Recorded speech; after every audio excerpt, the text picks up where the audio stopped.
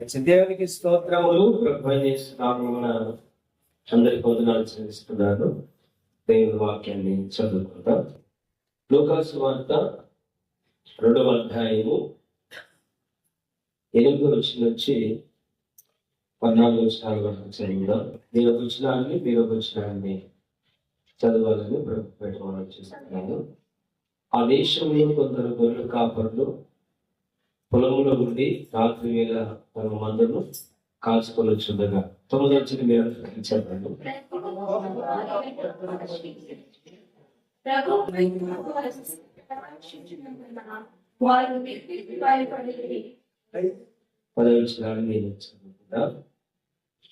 దేవునికి స్తోత్రం. 10వ వచనం. అయితే ఆ దూత భయపడకుడి, ఇదిగో ప్రజలందరూ కలుగుబోకు మహా సంతోషకరమైన స్వర్తమానం నేను మీకు తెలియజేస్తున్నాను.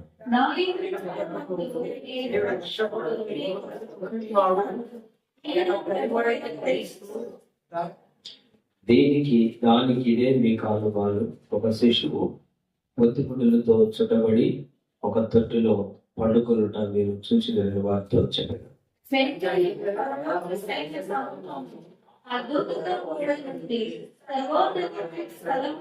దేవునికి మహిమయు ఆయన మనుషులకు దేవునికి స్తోత్రము చేయుచుండెను. చిన్న ప్రార్థన చేస్తున్నాం. తండ్రి వందనాలనైనా చదువుబడిన లేఖను దీవించి ఆస్వాదించండి. నిలబడుతున్న కూడా మీ సెలవు చాలా మరుగుపరుచుకుని అందరికి కావలసిన వర్తమానాన్ని కాలం ప్రవేశమని ప్రభావ మీ చేతులకు బోధిస్తున్నానని సమర్పించుకుంటూ వింటున్నా వీళ్ళందరినీ మీకు సమర్పించుకుంటూ మీ సెలవు చాలా మరుగుపరుచుకుని మీ మధురమైన మీ చల్లటి స్వరం చేత ఈ చల్లటి వేళలో మాతో మాట్లాడి మహిమ రక్షకుడైన యేసు ప్రభువు ప్రార్థన చేసి అడుగుతున్నా పరమ తండ్రి. దేవునికి స్తోత్రములు. చెప్దాం హల్లెలూయా. మరొకసారి చెప్దాం హల్లెలూయా. దేవుడు మనం ఎంతగానో ప్రేమించి ఈ డిసెంబర్ మాసములో ఈ యొక్క మరి ఈ నెలలో క్రిస్మస్ వర్తమానాలు ఇవ్వడానికి వినడానికి దేవుని మహాకృప. మరి ఈ క్రిస్మస్ యొక్క వర్తమానం ఈ 3 విషయాలు ఈరోజు నేను మీతో మాట్లాడాలని ఆశపడుతున్నా. గొర్రెల కాపులు ఏం చేశారు, మరి జ్ఞానులు ఏం చేశారు, రాజులు ఏం చేశారు, ఈ 3 విషయాలు మీరు జాగ్రత్తగా వినాలని మనం చేస్తున్నాం. మొట్టమొదటిగా మనము 8వ వచనంలో చదివినప్పుడు ఆ దేశంలో కొందరు గొర్రెల కాపరులు పొలములో ఉండి రాత్రి వేళ తమ మందరు కాల్చుకొని వచ్చున్నారు. పోయిన వారు ఈ మాట మాట్లాడేది. గొర్రెల కాపరులు ఎక్కడున్నారంట? మన దగ్గర నుండి పొలంలో మరి మందను కాస్తూ వారు ఉండాలని గొర్రెల కాపరులు సంఘం కొరకు ఏం చేయాలా? ప్రార్థన చేసే వాళ్ళుగా ఉండాలి. అప్పుడు ఆ సంఘము క్షేమం కలుగుతుంది, ఆ సంఘానికి దీవెనలు కలుగుతాయి, విశ్వాసులు అభివృద్ధి చెందుతారు. మంచి దేవునికి స్తోత్రములు.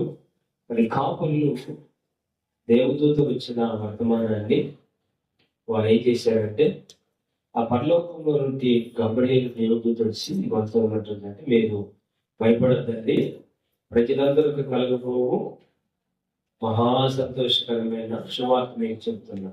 ఆ శుభార్త ఏంటంటే, దావీదు పట్టణం వస్తుంది మీ కొరకు రక్షకుడు పుట్టి ఉన్నాడు అని ఆ మాట చెప్పినప్పుడు ఆ దేవదూత మాట విని ఆ గొర్రెల కాపరులు బెత్లెహేముకు వెళ్ళి ఆ తొట్టిలో పండుకున్న యేసును చూసి ఆనందించి సంతోషించి ఆయనను అంగీకరించారు.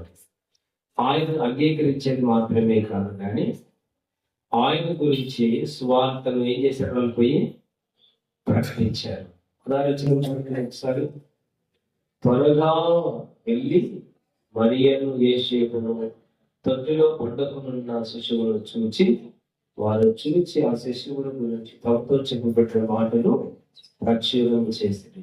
ఎట్లా వెళ్ళారంటే, వాళ్ళు దేవదూత వర్తమానం చెప్పిన వెంటనే వాళ్ళు ఆలస్యం చేశారు, త్వరగా పోయారు. ఆ గొర్రెలన్నింటినీ కూడా బహుశా ఒక వ్యక్తి గొప్ప చెప్పి వాళ్ళు త్వరగా వెళ్ళిపోయి ఎవరు చూశారట? మరియాను, యోసేపును ఆ పశువు యొక్క పాగులో పండుకున్న, ఆ తొట్టిలో పండుకున్న బాలుడైన యేసును. ఆయన పశువుల తొట్టిలో పండుకున్నట్టు అర్థం ఏమిటి? ఇప్పుడు పశువులకు నీళ్లు తాగుతాం కదా, ఒక తొట్టి ఉంటుంది పశువులకు నీళ్ళు పెట్టే తొట్టి. ఆ తొట్టి అంత వాసన బాగుంటుందా? ఏమైనా పశువుల తొట్టి బాగుంటుందా వాసన? ఎట్లుంటుంది? దుర్వాసన ఉంటుంది, మంచి వాసన ఉంటుందా? చాలా దుర్వాసన ఉంటుంది కదా. కానీ ఆ దుర్వాసనలో మరి ఆ తల్లి మరియం ఏం చేసినట్ట? పొత్తి గుడ్డులు అంట. ఏం గుడ్డులు చెప్పండి? పొత్తి గుడ్డులు అంటే దాని అర్థం ఏంటంటే, బహుశా మనము మన భాషలో చెప్పుకోవాలంటే, ఇంట్లో ఏదైనా వాడతాం కదా, మసి గుడ్డులు అంటాం కదా, మసి బట్ట, అలా ఏదో మరి ఆ యొక్క ఆ పశువులకు తూర్చిన గుడ్డ అక్కడ పారేసాడు ఆ యజమానుడు. ఆ పశువులకు వాడిన ఆ గుడ్డలు అక్కడ పారేస్తే, అక్కడ వాడిన పశువుని తీసుకొని దేవుడికి చుట్టిందంట మరియా, యేసుకు చుట్టిందంట. అంటే చూడండి, ఆ బట్ట మంచిది వాసన కాదు, ఆ పశువుల శాల కూడా వాసన మంచిది కాదు.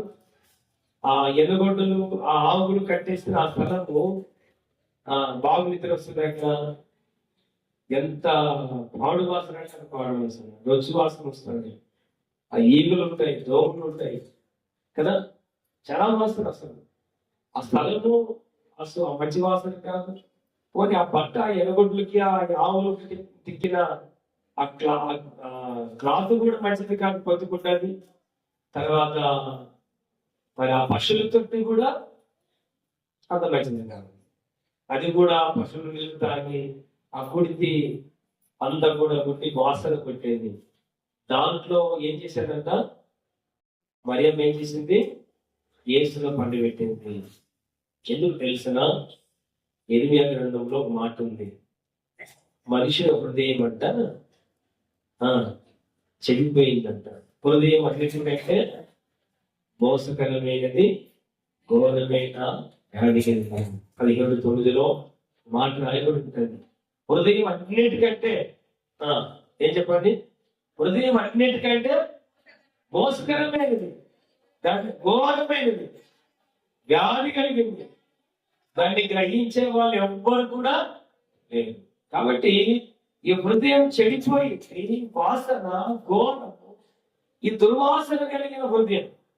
ఇలాంటి యొక్క పశువుల యొక్క తొట్టి ఎలాంటిదంటే హృదయానికి సాదృశ్యం ఉంది. ఆ తొట్టి కంపు వాసన కొడుతుంది. ఆ కంపు వాసనతో కలిగిన ఆ తొట్టిలో ఎవరు పండబెట్టారు చెప్పాలందరూ? యేసును పండబెట్టారు. యేసు పండుకున్నప్పుడు అక్కడికి ఎవరు వచ్చారు? గొర్రెల కాపులు వచ్చారు. పరలోక దూత సైన్య సమూహం వచ్చింది. యేసు చూసి ఆనందించారు, కీర్తనలు పాడారు, ఘనపరిచారు, దేవుని స్తుతించారు. గట్టిగా సపోర్ట్లు కొట్టారు. నీ హృదయము నా హృదయము కూడా, నా హృదయం నీ హృదయం కూడా చెడిపోయింది, వాసన కొడుతుంది, దుర్వాసన కొడుతుంది. ఈ హృదయము పాడైపోయింది. ఈ పాడైపోయిన హృదయంలోనికి ఎవరు కావాలని ఆశపడుతున్నారు? యేసు ఉదయించాలని ఆశపడుతున్నాడు, హృదయంలోనికి రావాలని ఆశపడుతున్నాడు.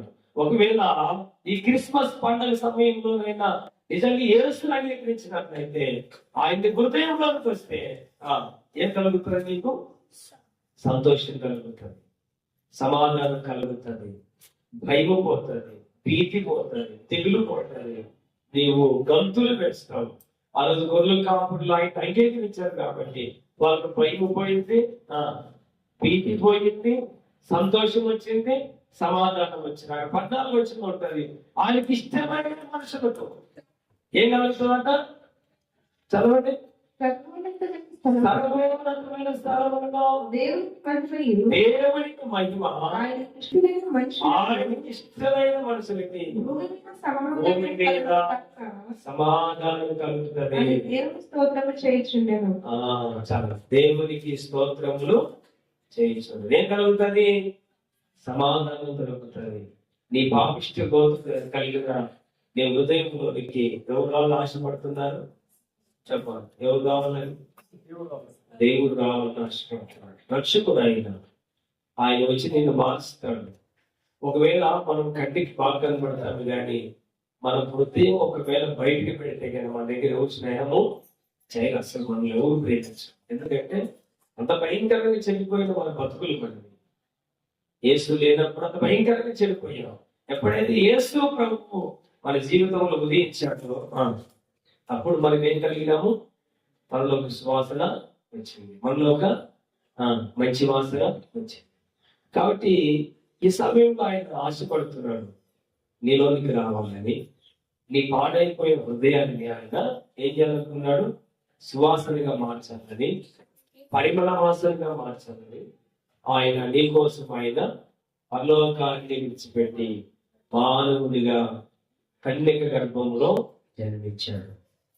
ఈ విషయాలు చెప్పినప్పుడు ఆ రోజు గొర్రెలు కాపులు ఏం చేశారంటే ఆయన్ని అంగీకరించి వెళ్ళి ఆయనను ఆరాధించారు, గణపరిచారు. దేవునికి స్తోత్రం. హల్లెలూయా. ఈరోజు ఏమంటారంటే యేసు ప్రభు మా కుల దేవుడు కాదండి, యేసు ప్రభు మా దేశం దేవుడు కూడా కాదండి, యేసు ప్రభు అసలు మాకు సంబంధమే లేదంట. ఆయన ఒక కులానికి దేవుడుగా రాలేదు, ఒక దేశానికి దేవుడుగా రాలేదు, ఒక మతానికి దేవుడు కాదు. ఆయన అపోస్తలుల కార్యాలు 10:36 రాయబడింది, యేసుక్రీస్తు అందరికీ ప్రభు. కొందరికి కాదైనా అందరికీ ప్రభు. ఆయన ఒక కులానికి, ఒక దేశానికి, ఒక మతానికి, ఒక వర్గానికి కాదు. ఎవరైతే ఆయన అంగీకరిస్తారో వాళ్ళందరికీ దేవుడు ఆయన. ఒక కులముకు, ఒక మతానికి, ఒక జాతికి సంబంధించిన దేవుడు కాదే యేసు ప్రభు. అంటే అందరికి దేవుడు, కొందరికి కాదు. యేసుక్రీస్తు అందరికి దేవుడు. కాబట్టి ఆ రోజు నిజంగా ఆ యొక్క అరణ్యంలో ఆ గొల్లవారు, ఆ గొర్రెలు కాస్తున్న వారు యేసును అంగీకరించారు. యేసును అంగీకరించి ఆయన చూసేకి వెళ్ళారు. చూడొకసారి యోహాను సువార్తలో 1వ అధ్యాయము 12వ వచనం చదవండి ఒకసారి. మా కుల దేవుడు కాదు, మా దేశ దేవుడు కాదు, అసలు మా కొరకు పుట్టనే పుట్టలేదు. చదవండి. తాను ఎందుకు అంగీకరిస్తారో వాళ్ళందరికీ అనగా తన నామమందు విశ్వాసం ఉంచిన వారు దేవుణ్ణి పిల్లలకు ఆయన అధికారం ఇచ్చాడు. ఏమధికారం అంట? ఎవరైతే ఆయన విశ్వాసం ఉంచుతారో, ఎవరైతే ఆయన నమ్ముకుంటారో వాళ్ళకి ఏమంట? ఎవరైతే వాళ్ళు దేవుని పిల్లలు అవుతారు. తాను ఎందుకు విశ్వాసం ఉంచు ప్రతి వారికి దేవుని పిల్లలయ్యే అవకాశము ఉంది. ఈరోజు మా కుల దేవుడు కాదు, మా మత దేవుడు కాదు, మా దేశ దేవుడు కాదు, యేసు ప్రభు అందరికి దేవుడు. ఆయనకి విశ్వాసం ఉంచిన వారందరికి కూడా ఎవరి పిల్లలంట? దేవుని పిల్లలయ్యే అవకాశం ఉంది. దేవుని పిల్లలయ్యే అవకాశం ఉంది. చాలా మంది నిజంగా ఏమంటారంటే యేసు ప్రభు నిజంగా మా కొరకు మాకు పుట్టలేదు అన్నాడు. నువ్వు చెప్పినా నువ్వు చెప్పకపోయినా కాలము ఆయన 2 భాగాలు చేశాను. ఆయన పుట్టినప్పుడు ఏమైంది చెప్పండి? కాలం ఏమైపోయింది? 2 భాగాలు అయిపోయింది. ఏ భాగం చెప్పండి? క్రీస్తు పూర్వము, క్రీస్తు శకం. నీవు నమ్ము సమయం. అసలు నా కోసం యేసుప్రభు పుట్టలేదన్నా కాలం మాత్రమే పోయింది 2 భాగాలు. నమ్మితే యేసుప్రభు కాకముందు క్రీస్తు పూర్వము, వచ్చిన తర్వాత క్రీస్తు శకం. నువ్వు ఎన్నైనా చెప్పుకో, నువ్వేమైనా చెప్పుకో, అదే ఉంటుంది ఇంకా. కాబట్టి కాలము 2 భాగం చేసిన దేవుడు ఆయన. తర్వాత ఆయన మరి ఇదే డేట్కే పుట్టాడా? చాలా మంది అంటుంటారు. 25కే పుట్టాడా ఆయన అంటే ఏమిటి? 25కి పుట్టాడని డేట్ ఎక్కడుంది? కొన్ని డేట్ లేదా అనుకుందాం. ఒకవేళ ఆయన పుట్టాడా లేదా? పుట్టాడు కదా, డిసెంబర్లో చేసుకుంటున్నారు. కొన్ని నువ్వు జనవరిలోనే పుట్టాడని చేసుకోవాలి కదా. అసలు ఆయన పుట్టలేడు అనుకుంటే, ఆయన పుట్టిన దగ్గర లేదని నువ్వు అనుకుంటే అసలు నువ్వు ఆయన గురించి నువ్వు డేట్ లేనప్పుడు అసలు నువ్వు ఆయన్ని పుట్టాడని అంగీకరించడం లేదన్నమాట. అందుకని వాక్యం ఏమిటంటే తనను ఎందుకు అంగీకరిస్తారో వారందరికీ దేవుని పిల్లలైన అవకాశం ఉంటుంది. మరి రోమా యొక్క సామ్రాజ్యం చక్రవర్తి జనాభా లెక్కలు రాసినప్పుడు ఆ లెక్కల ప్రకారంగా మరియమ్మ యేసేపు ఆ యొక్క బెత్లెహేము చేరుకొని మరి లెక్క రాపించుకున్నారు. మరి లెక్క రాపించిన తర్వాత ఆ రోజు ఆమె ఏమైంది, అక్కడ పసుల పాకులో జన్మించింది. జన్మించిన ఆమె అక్కడే ఉంది. 8వ రోజున ఎక్కడికి వచ్చింది ఆమె? యెరూషలేములో దేవాలయం తీసుకొని యేసు ప్రభు తీసుకొని వచ్చి పేరు పెట్టారు. 8వ రోజు అంటే అది జనవరి 1 రోజు, నూతన సంవత్సరం. ఎవరు పేరు పెట్టిన రోజు? యేసుకు పేరు పెట్టిన రోజు జనవరి 1 పేరు పెట్టారు ఆయన. ఆ రోజు దహన బలి జరిగింది. అంటే పావురాలు బలి చేశారు, నామకరణం చేశారు, తర్వాత సున్నతి చేశారు. అంటే ఆయనకు 8వ దినమని ఆయన అంటుంది. మన లూకా సువార్తలో చూస్తే అక్కడ చక్కగా ఆ మాట రాయి ఉంటుంది. మీరు తర్వాత మీరు చదవండి, అర్థాన్ని మీకు చదివితే యేసు ప్రభుని వారు 8వ రోజున ఏం చేశారంట, తీసుకొని దేవాలయానికి వచ్చి వారి యొక్క యూదా జాతి క్రమం ప్రకారంగా ఆయనకు పేరు పెట్టబడింది, సున్నతి చేయబడింది. ఆయన కోసము 2 పావురాలు దహన బలి చేయబడింది. కాబట్టి 8వ రోజు మందిరానికి వచ్చారు వాళ్ళు. 8వ రోజు నుంచి కొద్దిగా ఎక్కిపోతే చెప్పండి, 8వ రోజు ఎక్కిపోతే ఎప్పుడు పుట్టాడని 25 మనకు ఇప్పుడు 2025 సంవత్సరాలు అంటున్నాను. కారణం ఏమిటి? ఇంతకు ముందు సంవత్సరాలు లేవో కొన్ని కోట్ల సంవత్సరాలు ఉన్నాయి. అందుకనే కొంతమంది అంటారు ఈ 2025 కాదు, కోట్ల సంవత్సరాలు భూమి పుట్టి. కరెక్టే, కానీ ఎప్పుడు లెక్క పెట్టారు? కౌదీయ చక్రవర్తి రోమా సైనాధికారి అయిన ఆ చక్రవర్తి ఏం చేశాడు చెప్పండి? ఆ యొక్క జనాభా లెక్కలు రాయడానికి చూడొకసారి 2వ అధ్యాయం మొదటి వచనం రాయబడ్డది. ఆ దినముల్లో సర్వలోకములకు ప్రజా సంఖ్య రాయవలని కైసర్ అగస్తు వలన ఆజ్ఞ. కాబట్టి ఈ యొక్క సర్వలోకానికి ప్రజా సంఖ్య రాయాలని అగస్త్య చక్రవర్తి పిలిపించినప్పుడు వాళ్ళు వచ్చారు. వచ్చినప్పుడే అక్కడ మరియమ్మ యేసు ప్రభు జన్మించింది. ఆ జన్మ తర్వాత మరి యేసుని తీసుకుని ఎక్కడికి వచ్చారంటే చూడండి 20 రచించాము 2:28 ఆ శిష్యుడు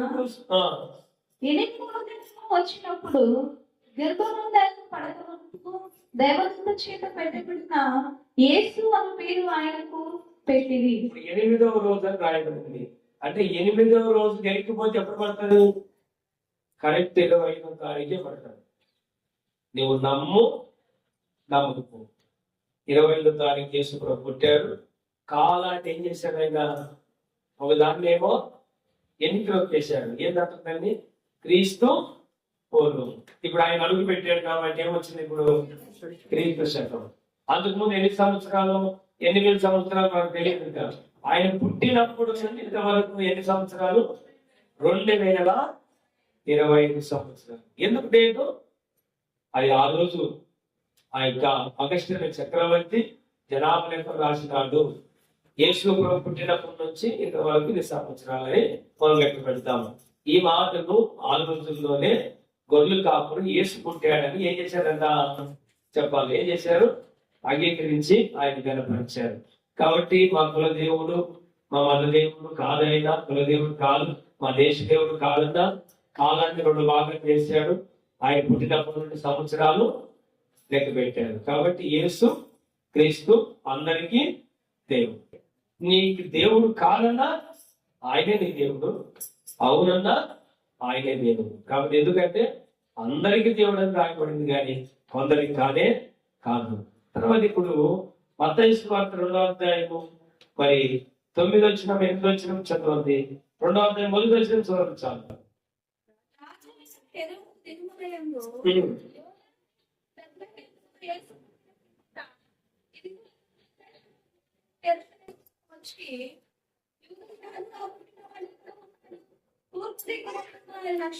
చూసి ఆయన పూజింపవచ్చిందని చెప్పింది. చాలు. దేవుడికి స్తోత్రం. ఏం చెప్తున్నారు ఇక్కడ? జ్ఞానులు వచ్చారు, హెరోదు ఇంటికి వచ్చారు. వాళ్ళు చెప్తున్న మాట ఏంటంటే, తూర్పు దిక్కున ఏం చేశాం మేము? ఆయన నక్షత్రమును చూసి ఆయన పూజించకి వచ్చాము అన్నారు.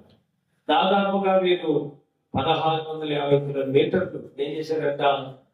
ప్రయాణం చేసి యేసును చూసేకి వచ్చారు. ఎవరింటికి వచ్చారు వాళ్ళు? హెరోదు రాజు ఇంటికి వచ్చారు. హెరోదు రాజు ఇంట్లో ఎవరు లేరు? యేసు ప్రభు లేడు. హెరోదును అడిగితే ఇక్కడ యేసు ప్రభు పుట్టలేదని చెప్పాడు. కాబట్టి వారు ఇక్కడ పుట్టలేదు కాబట్టి మరి ఎక్కడ పుట్టాడు ఆయన అని ఆలోచిస్తుండగా హెరోదు రాజు ఏం చేసిందంటే ప్రధాన యాజకులను, శాస్త్రులను, పెద్దలను అందరిని పిలిచి ఆయన ఒక ఆ ధర్మశాస్త్రాన్ని చదివించినప్పుడు అక్కడ మీకా గ్రంథంలో, తర్వాత సంఖ్యాకాండంలో కొన్ని విషయాలు చదివారు. యూదయ బెత్లెహేములోనే ఎవరు పుట్టారు? యేసు పుట్టాడు. ఆయన యూదులను పరిపాలించే రాజు. యాకోబులో నక్షత్రము ఉదయించిందని ఆ చదువుకున్న తర్వాత హెరోదు రాజు ఆయనను చాలా కలవరం అయిపోయి ఏం చేశాడంటే, మీరు వెళ్ళి ఆయన ఆరాధించకండి, నేను వెళ్తానని చెప్పి జ్ఞానులను పంపించేశాడు. జ్ఞానులు వెళ్ళి ఏం చేశారు చెప్పండి? మనం ఈ యొక్క అధ్యాయంలో చూస్తే ఏం చేశారు వాళ్ళు? వాళ్ళ యొక్క బంగారు సామ్రాన్ని గోలిములు కానుకలుగా సమర్పించారు. అంటే జ్ఞానులు దేవుణ్ణి ఏం చేశారు? ఆరాధించారు. దేవుడితో ఆరాధించారు వాళ్ళు. ఆ నక్షత్రమును చూసి వాళ్ళు వచ్చి ఆ యెరూషలేం చేరుకున్నారు. అక్కడ రాజులు అడిగారు, అక్కడ లేడు. మరి వాళ్ళు బయటకు వచ్చినప్పుడు నక్షత్రం కనబడింది. ఆ నక్షత్రం యేసు ఉన్న ఆ ఇంటి మీద పోయి పైన ఎలుగుతూ ఉంది. ఆ ఇంటిలోకి మీరు ఎవరున్నారు చెప్పండి? అప్పటికే 2 సంవత్సరాలు అయింది యేసు ప్రభు ఉన్నాడు. ఆ ఇంట్లో ఉన్నప్పుడు వాళ్ళు పెట్టెలు కుప్పి ఏం చేశారు? వాళ్ళు బంగారము, సాంబ్రాణి, హోలిము ఏం చేశారు? వాళ్ళు కానుకలుగా ఇచ్చి ఎవరిని ఆరాధించారు? యేసును ఆరాధించారు. బంగారేమో రాజరికానికి ఆయన రాజు అని, సామ్రాణేమో ఆయన దేవాలయ దేవుడని, హోలిమేమో ఆయన మరణ పునరుత్థానానికి గుర్తుగా ఉందని ఆయన ఆరాధించి ఆయన కనపరిచారు. ఒకసారి చూడండి, సంఖ్యాకాండము 24:15 చదువుతాం సార్. సంఖ్యాకాండం 24:15. ఇక్కడ బిలాం అంటాడు, ఆయనను చూచుచున్నాడు కానీ ప్రస్తుతం ఉన్నట్టు కాదు. ఆయనను చూచుచున్నాను కానీ సమీపాన ఉన్నట్టు కాదు. నక్షత్రము యాకోబులో ఉదయించదు.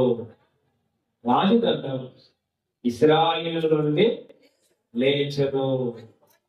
చాలా నక్షత్రం ఎక్కడ ఉదయిస్తుంది అన్నాడు? యాకోబులో. ఆ మాట పట్టుకొని వీళ్ళు వచ్చారు, దేవుని ఆరాధించారు, దేవుని గణపరిచారు. ఎవరు ఏం చేసినా చెప్పలేకపోయినా వారు మరి బాబులోని దేశం నుంచి, తర్వాత మరి గల్ఫ్ దేశం నుంచి, తర్వాత ఇంకొక వ్యక్తి కూడా భారతదేశం నుంచి వెళ్ళాడని చెప్తూ ఉన్నారు. తర్వాత పర్షియా దేశం నుంచి ఇలా ఒక ముగ్గురు మనకు కనబడుతారు. అంటే ఒక అంచనా వేశారు అనమాట. 3 బహుమతులు ఇచ్చారు కాబట్టి ముగ్గురు ప్రధాన జ్ఞానులు వెళ్ళాడని. చాలా మంది వాళ్ళంటే వెళ్ళారు, ఒంటలు వేసుకొని. అందరికి లెక్క పెట్టలేదు, ఒక ముగ్గురు లెక్క పెట్టారు.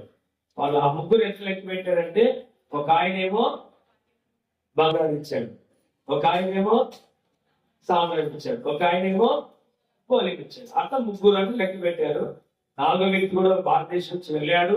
సిలువలో ప్రభు చనిపోయేటప్పుడు వెళ్ళి చూసి రక్షింపబడ్డాడనే ఒక చరిత్ర రాయబడింది. కానీ ముగ్గురు కాదు, కానీ చాలా మంది వెళ్ళాడు వాళ్ళతో పాటు. కొద్దిగా సైన్యమే పోయింది. ఇప్పుడు రాజు దగ్గరికి పోయి మాట్లాడడానికి అవుతుందా? మనం వెళ్ళి మాట్లాడతామా? ఎవరైనా అధికారి దగ్గర, ఒక దేశాన్ని ఏలుతున్న ఒక రాష్ట్రపతి దగ్గర వెళ్ళి మాట్లాడితే అవుతుంది మనతో? ఎంత టైం పడుతుంది? అదే ఒక అధికారం కలిగిన వ్యక్తి చాలా సులభంగా ఆయన దగ్గర పోయి నిలబడి మాట్లాడు. వీళ్ళు జ్ఞానులు అంటే మామూలు కాదు, వీళ్ళు కూడా పరిపాలకులే, వీళ్ళు కూడా మంచి ఉన్నతమైన స్థానం కలిగిన వారు. కాబట్టి హెరోదు గారి దగ్గర నిలబడి ఏం చేశారు? వీళ్ళు హెరోదుతో మాట్లాడుతున్నారు. మీ ఊర్లో, మీ ఇంట్లో, మీ దేశంలో ఎవరు పుట్టారు? ఎవరు పుట్టారు? యూదులకు రాసి పుట్టాడు. ఎవరికి? యూదులకు రాసి పుట్టాడు. నీకెట్లా తెలుసు? మేము ఈ యొక్క నక్షత్ర జ్యోతిషం చూసి వచ్చాము, ధర్మశాస్త్రం చూసి వచ్చాము.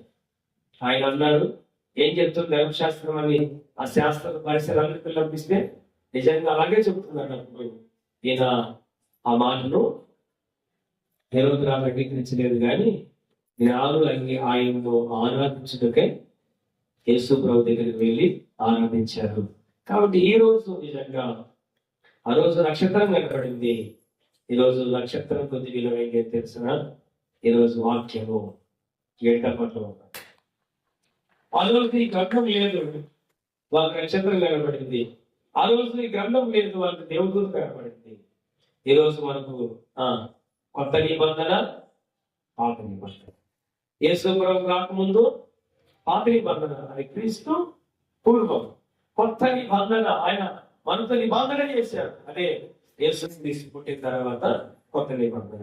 66 పుస్తకాలు రాసి మన చేతిలో పెట్టి మీకు ఇదే గుర్తుంటాడు.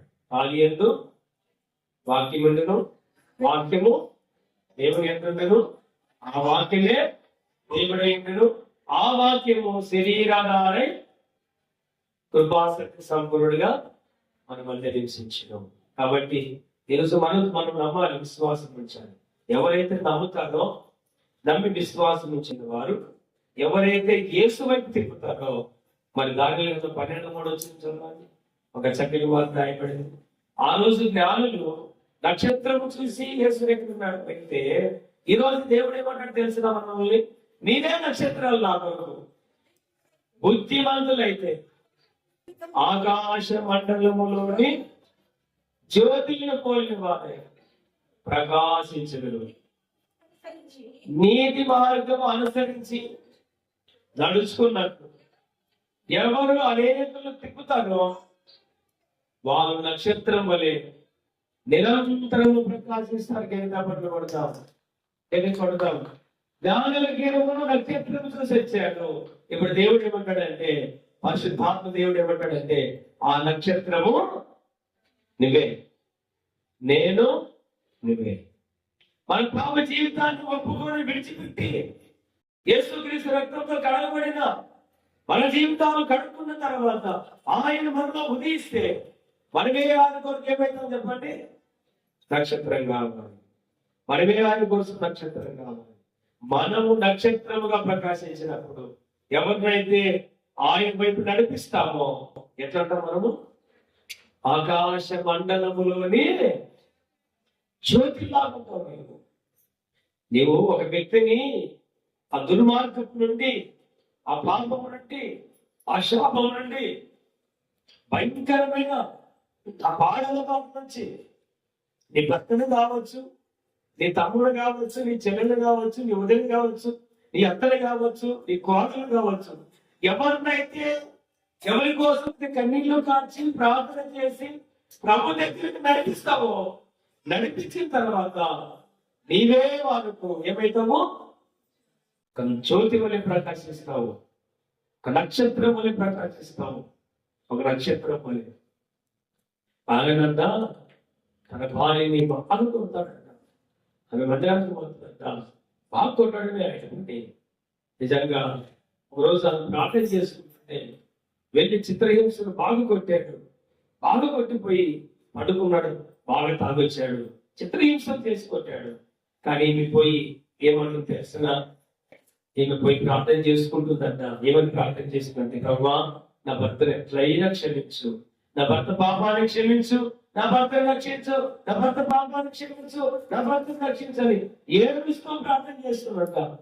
ఇది యొక్క బాగా తాగి పడిపోయిన వ్యక్తి 4 గంటలకు లేచి చూస్తే ఆ యొక్క కన్నీళ్లు కారుస్తూ ప్రార్థన చేస్తూ ఒకటే మాట చెప్తున్నారు, ఏమని, నా భర్త పాపాన్ని క్షమించు, నా భర్తను రక్షించు, నా భర్త పాపాన్ని క్షమించయ్యా, నా భర్తను రక్షించయ్యా అని ప్రార్థన చేస్తుండగా భర్త పోయి చూశాడంట.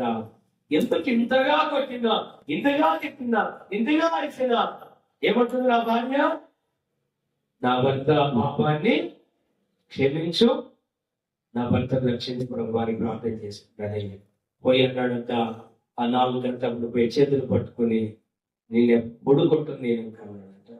హల్లెలూయా. నన్ను క్షమించే, నేను ఎప్పుడు కొట్టను, నేను కూడా నువ్వు కొలుస్తున్నా యేసయ్య దగ్గరికి వస్తా, నన్ను కూడా మందిరాన్ని తీసుకుని పోన్నాడు. ఎవరు మార్చారు? బైబిల్ మార్చలేదు, సువార్త మార్చలేదు. ఎవరు మార్చారు? తన భార్య తన భర్తను మార్చుకున్నది. ఎందుకు?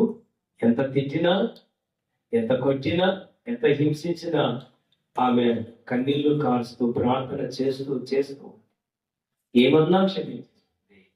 ఇంకా రాత్రి చాలా ఘోరంగా ఆమె నిద్ర పట్టక ఏడుస్తూ ప్రార్థన చేస్తున్నాడు. తన భర్త పోయి ఆ ప్రార్థన విని ఏం చేశారు చెప్పండి? క్షమాపణ వేడుకొని యేసును నమ్మి దేవుని దగ్గరికి వచ్చాడంట. అప్పుడు భర్త భార్యని చూసినప్పుడు ఎట్లా కనపడుతుంది? ఒక నక్షత్రం. నా భార్య ఒక నక్షత్రం. ఎవరు వెలిగించారు నన్ను? నా భార్య నన్ను వెలిగించింది, నా భార్య నన్ను మార్చింది. ఈరోజు నేను పరిశుద్ధంగా జీవిస్తున్నానంటే తన కాళ్ళు ఎవరు? నా భార్య సాక్షి చెప్పాడు. తప్ప ఎంతో జీవితాలు లేదా. అందుకనే వాక్యం ఏమిటంటే, నువ్వు తిప్పితే దేవుని వైపు, నీవే ఆయనకు నక్షత్రం. జ్ఞానులు ఆయన ఆనందించారు. ఇంకొక విషయం చెప్పి నేను ముగిస్తాను. మత్తయి వార్త 2:16 కూడా ఒకసారి. యేసు పుట్టికను హేరోదు రాశాడు.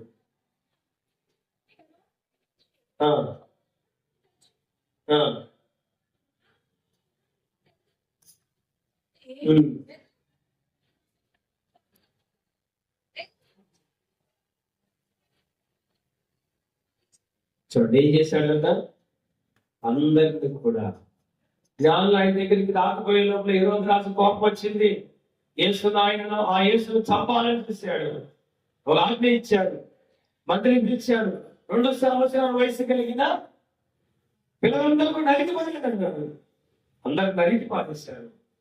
భయంకరమైన కోరుడు, భార్యను చంపిన వాడు, సొంత భార్యని చంపేశాడు హేరోదు రాజు. సొంత కుమారుడు చంపాడు.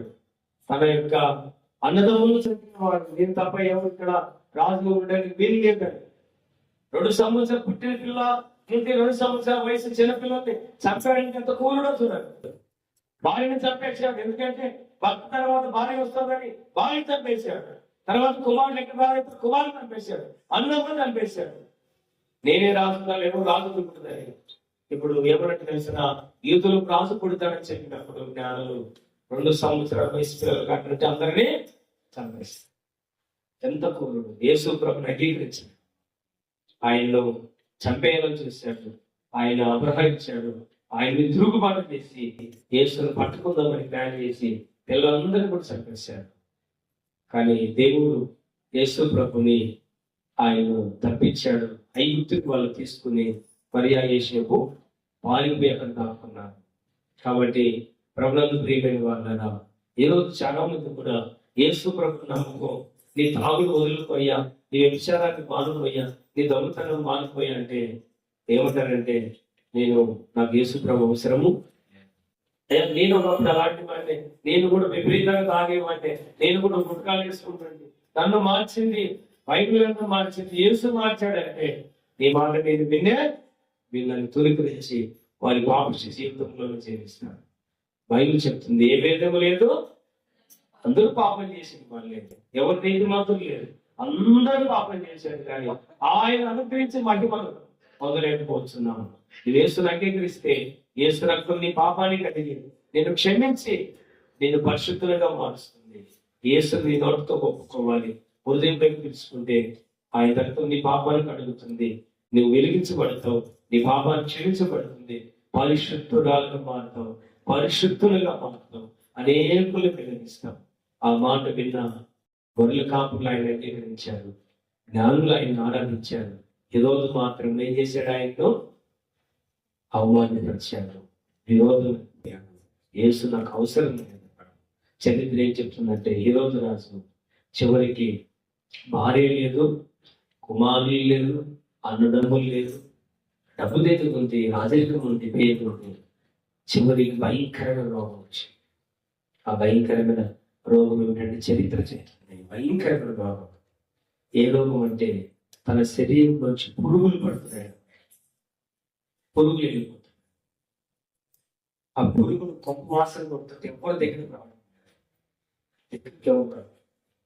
తనకు తానే ఆత్మహత్య చేసుకొని చనిపోయాడు. ఎంత భయంకరంగా చావడానికి కారణం ఏంటి తెలిసిన? యేసు ప్రభు ఆయన దగ్గరికి వచ్చాడు. ఆ సువార్త ఆయన దగ్గరికి వచ్చింది, జ్ఞానం తీసుకొని వచ్చాడు. మేము జ్యోతిష్యులు అయ్యా, మేము నీలాగా అధికారులు అయ్యా. యేసు పుట్టాడు మీ దేశంలో, మీ ఊళ్ళో, మీ ఇంట్లో, మీ ప్రాంతంలో యేసు పుట్టాడు.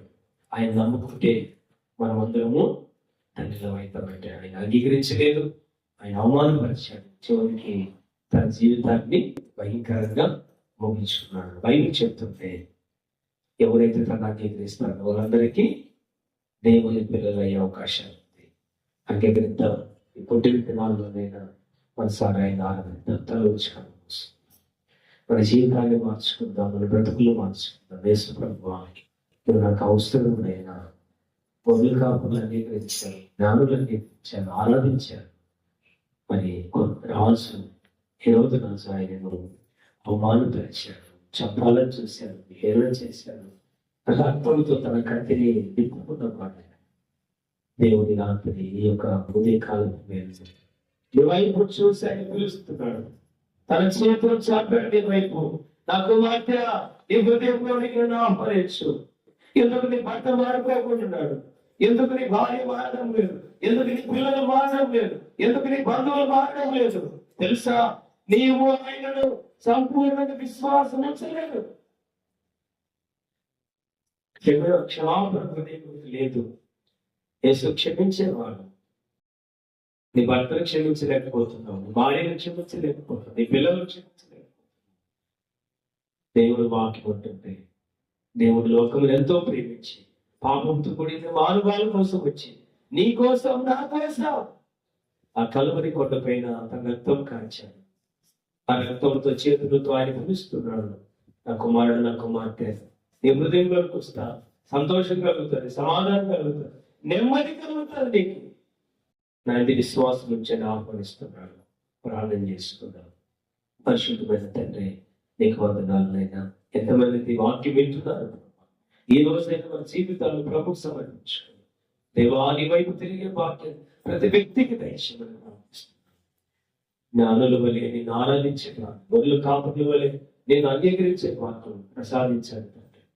అయ్యా, ఒక నక్షత్రం వలె వెలిగే వాక్యం ప్రసాదించమని విన్న మమ్మల్ని అందరినీ చేతులు సమర్పించుకుంటూ ఈ వాక్యాన్ని నీరు కట్టి ఫలింపు చేయండి.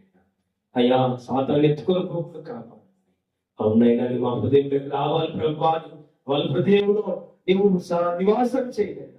వారి యొక్క నక్షత్రం వల్లే ఎదుగునట్లుగా సహాయం చేయండి.